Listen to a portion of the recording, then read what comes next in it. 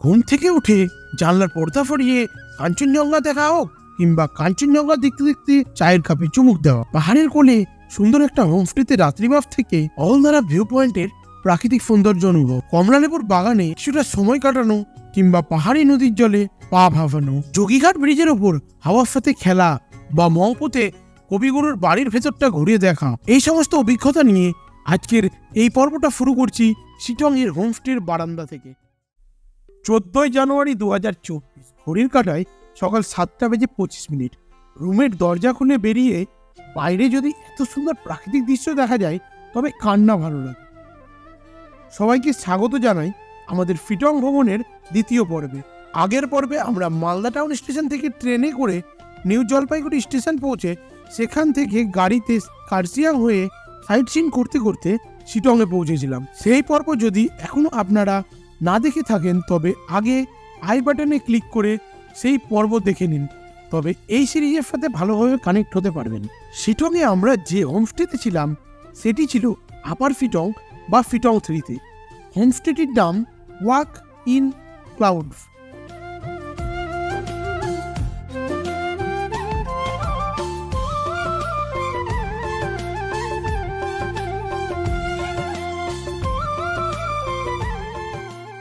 হোমস্টের বারান্দায় দাঁড়িয়ে প্রাকৃতিক দৃশ্য চক্ষুষ করার সাথে সাথে আজ সকালের চা পর্বটা শেষ করলাম।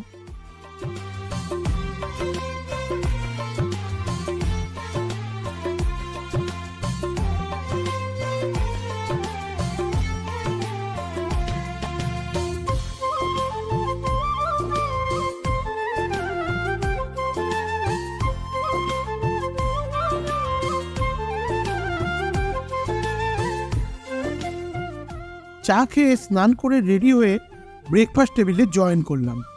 আমরা এখন কাঞ্চনজঙ্ঘা দেখতে দেখতে আমাদের শিটংয়ের আজকের ব্রেকফাস্টটা সারবো। টেবিলে খাবার চলে এসেছে। ব্রেকফাস্টে রয়েছে ডিম সিদ্ধ, ঘুগনি, গরম গরম রুটি আর স্যালাড। আমাদের খাবার আজকে সার্ভ করছে আমাদের তন্ময়দা। এখন আমরা কাঞ্চনজঙ্ঘা দেখবো আর কাঞ্চনজঙ্ঘা দেখতে দেখতে ব্রেকফাস্ট করবো।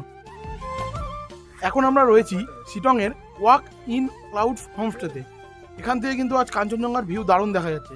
এই বছর জানুয়ারি মাসের প্রথম দিকে কিন্তু কাঞ্চনজঙ্ঘার ভিউ ভালোই রয়েছে। চলুন কিছু বক্তব্য শুনে নেওয়া যাক আমাদের এই হোমস্টের ওনারের মুখ থেকে। मेरा नाम है किरण गुरु। मैं शिटंग 3 थामजाड़ा रहने वाला हूँ। यहाँ से सबसे बढ़िया 3 चीज़ हम बताता हूँ। एक नंबर हम लोग को कंचनजंगा तो 360 डिग्री मिलता है, पूरा राउंड। सनसेट भी मिलता है, थोड़ा 10 मिनट जाएगा तो सनराइज भी मिलता है। कि आज सबसे बढ़िया दिन एकदम खुला है कंचनजंगा। आप वेलकम, आइए वॉकिंग टूर होमस्टे। ঘড়ির কাঁটায় সকাল 10:45। এখন গাড়িতে সব লাগেজ টাগেজ গুটানো হলো এবং এখন আমাদের গাড়ি ছেড়ে দিবে আর আমরা রওনা দেবো সাইট সিন করতে করতে পিঞ্চুলের উদ্দেশ্যে।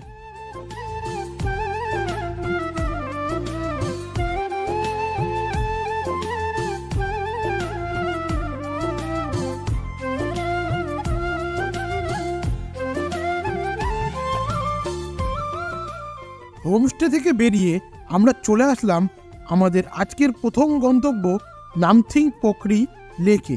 বর্তমানে কিছু অদ্ভুত কারণে এই লেকটির জল শুকিয়ে গেছে। নামথিং পোখরি লেক বছরের অনেকটা সময় কিন্তু শুকিয়ে থাকে। আমরা যেহেতু জানুয়ারি মাসে এসেছি তাই এই লেকে কিন্তু এখন জল নেই। আপনারা যদি বর্ষার সময় আসেন তাহলে কিন্তু এই লেকে কিন্তু জল দেখতে পাবেন। এরপর আমরা রওনা দিলাম আমাদের আজকের দ্বিতীয় গন্তব্য অলদারা ভিউ পয়েন্টের উদ্দেশ্যে। অলদারা ভিউ পয়েন্টে প্রবেশ করতে গেলে আপনাদেরকে এরকম একটা টিকিট কাটতে হবে। সেটার টিকিটের মূল্য রয়েছে 50 টাকা। এরকম চড়াই কিন্তু রাস্তা আছে, এই রাস্তা দিয়ে উঠেই কিন্তু অলদারা ভিউ পয়েন্টে যেতে হবে।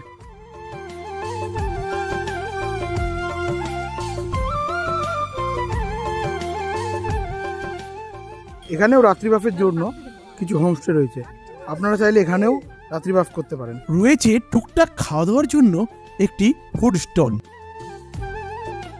এই অলদারা ভিউ পয়েন্ট থেকে দুটো জিনিস খুব ভালো দেখা যায়, এক হচ্ছে কাঞ্চনজঙ্ঘা ও অপরটি হচ্ছে সানরাইজ।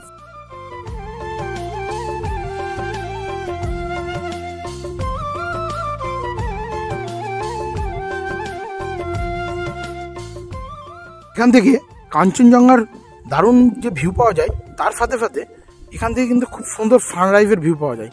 তাই আপনারা যদি এখান থেকে সানরাইজ দেখতে চান, তাহলে আপনারা এখানে যে কোনো একটা হোমস্টেতে রাত্রিবাস করতে পারেন।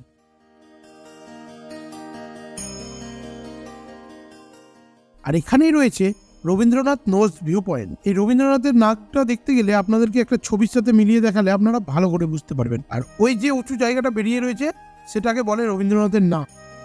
তারা ভিউ পয়েন্ট ভিজিট করে আমরা চলে আসলাম গাড়ির কাছে। এরপর আমরা রওনা দিলাম আমাদের পরের গন্তব্য ও শিটংয়ের সবচেয়ে আকর্ষক জিনিস কমলালেবুর বাগানের উদ্দেশ্যে। এখানে প্রবেশের মূল্য রয়েছে জন প্রতি 50 টাকা।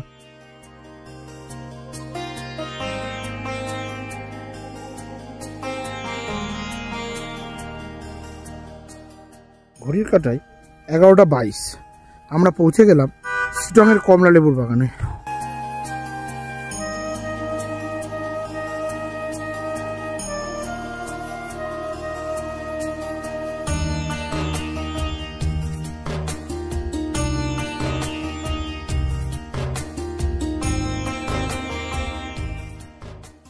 আমরা এখন রয়েছি শিটংয়ের যে বিশেষ আকর্ষণ শিটংয়ের কমলালেবুর বাগান।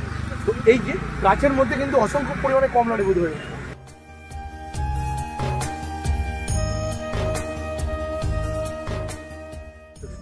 এখানে যদি আপনারা কমলা নিতে চান তবে আপনারা কর্তৃপক্ষের সাথে কন্ট্যাক্ট করে নিতে পারেন। তো এখানে কমলা দাম নিলাম 1 ডজন। 1 ডজনের দাম পড়লো হলো 200 টাকা। এখানে কিন্তু আপনারা কমলালেবু দেখতেও পারেন, ছবিও তুলতে পারেন। তবে ইচ্ছা হলে এই গাছ থেকে লেবু ছিঁড়তে পারবেন না। লেবু ছিঁড়লে আপনাকে জরিমানাও গুনতে হতে পারে।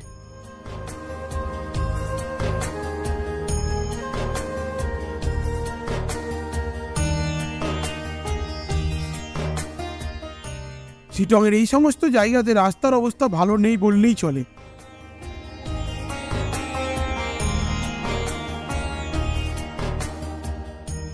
কমলালেবুর বাগানে কিছুটা সময় কাটিয়ে পাহাড়ের আঁকাবাঁকা রাস্তা ধরে আমরা এগিয়ে চললাম পরের গন্তব্য যোগীঘাট ব্রিজের উদ্দেশ্যে।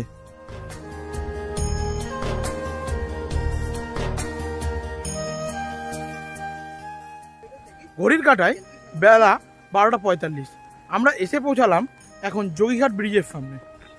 যোগীঘাট ব্রিজের নিচ দিয়েই বয়ে চলে গিয়েছে একটি পাহাড়ি নদী, যার নাম হলো রিয়াং।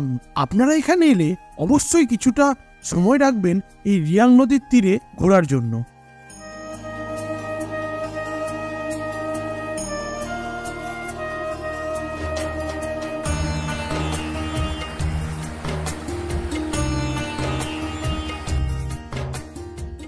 এই রিয়াং নদীর তীরে কিন্তু ছবি তোলার জন্য বেশ সুন্দর সুন্দর জায়গা রয়েছে।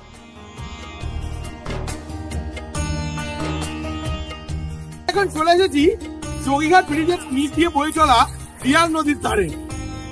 এখানে এই যে জল বয়ে আছে, সেই জলটা কিন্তু ভীষণ ঠান্ডা রয়েছে। আপনারা যখন এখানে আসবেন তখন আপনারাও এই নদীর ধারে এসে ঠান্ডা ঠান্ডা জলের মজা নিতে পারবেন।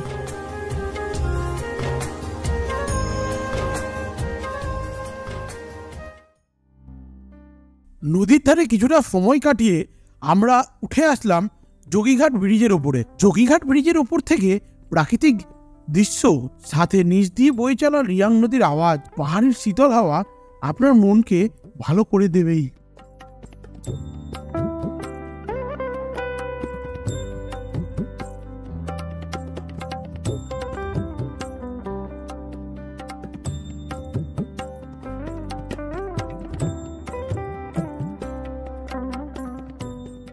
এই যোগীঘাট ব্রিজ ও রিয়াং নদী ভিজিট করার জন্য আপনারা কিন্তু ঘন্টাখানিক সময় হাতে অবশ্যই রাখবেন।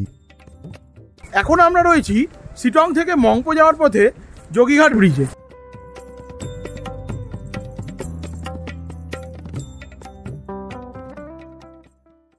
ঘড়ির কাঁটায় দুপুর 2:05 আমরা চলে আসলাম কবিগুরু রবীন্দ্রনাথ ঠাকুরের স্মৃতি বিজড়িত গ্রাম মংপোতে। আর এখানেই রয়েছে রবীন্দ্র মিউজিয়াম। এখন প্রবেশ করলাম মংপোতে রবীন্দ্র ভবন বা রবীন্দ্র মিউজিয়ামের ভেতরে।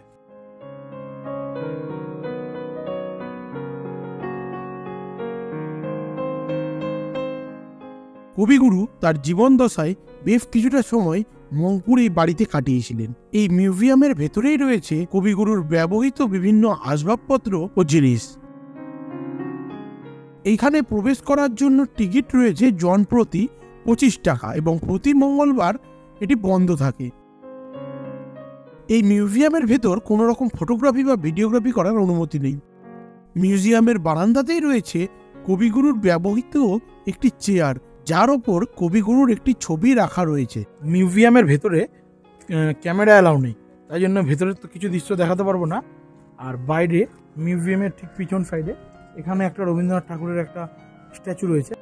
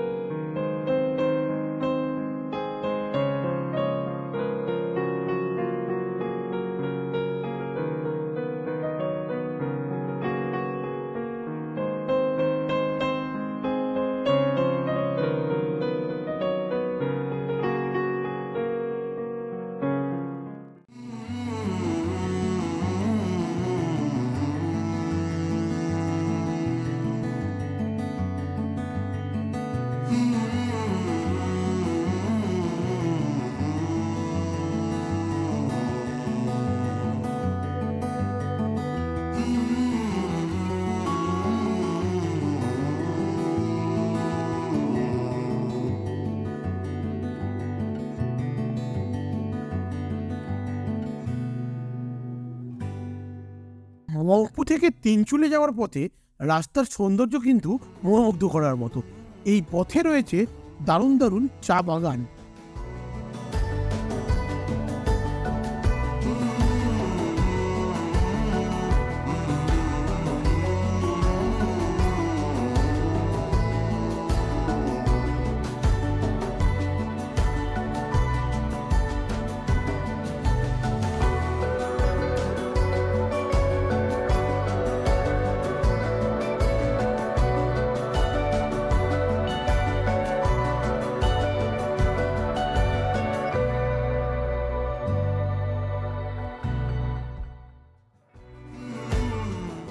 আজকের সাইট সিনে এখন চলে এসেছি উমাঙ্গ বাতাবাড়ি হ্যাঙ্গিং ব্রিজ।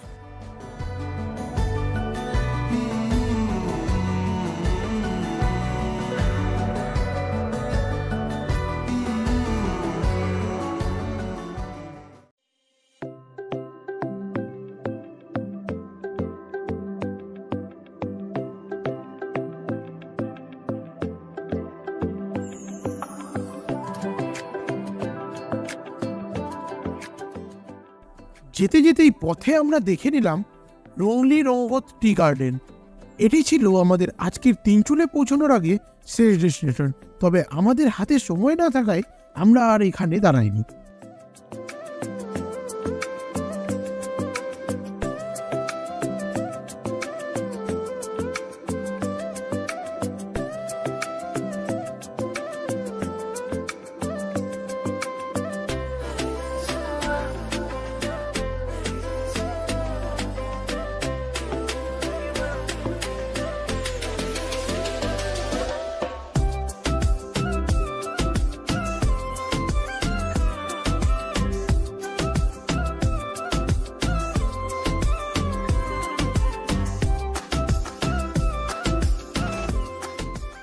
ঘড়ির কাঁটায় 4:55।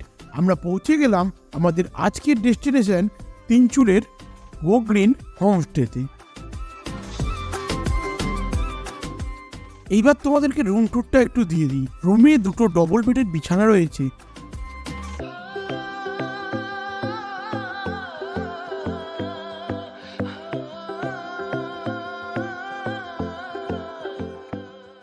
দুটি বিছানার মাঝে একটি টেবিল রয়েছে। এবার বাথরুমটা একটু দেখিয়ে দিই। বাথরুমে একটি কোমোড, একটি বেসিন, একটি আয়না ও একটি গিজার রয়েছে। ঘড়ির কাঁটায় সন্ধ্যে 5টা। হোমস্টেতে এসে এখন চলে আসলাম লাঞ্চ করতে। লাঞ্চে রয়েছে গরম গরম ভাত, আলু ফুলকপির একটা তরকারি, আলুর চোখা, ডাল, পাঁপড় ভাজা, স্যালাড ও ডিমের কারি। বাইরে চলছে ঠান্ডা ঠান্ডা হাওয়া, আর সেই ঠান্ডায় ঘরের ভিতরে আমাদের শুরু হয়ে গেছে গরম গরম চা আর পকোড়া খাওয়া। প্রায় সন্ধ্যা 7টা নাগাদ আমাদেরকে দেওয়া হলো গরম গরম চা ও ভেজ পকোড়া। চিকেন বারবিকিউ খাওয়ার প্ল্যান ছিল, কিন্তু ওয়েদারের কন্ডিশন খারাপ হওয়ায় বাইরে চিকেন বারবিকিউ করা সম্ভব হবে না। সেই কারণে আমরা 2 প্লেট চিকেন পকোড়া নিয়ে নিয়েছি। চিকেন পকোড়াটা কিন্তু প্যাকেজের মধ্যে নয়, এটি আমরা অতিরিক্ত মূল্য দিয়ে অর্ডার করেছিলাম।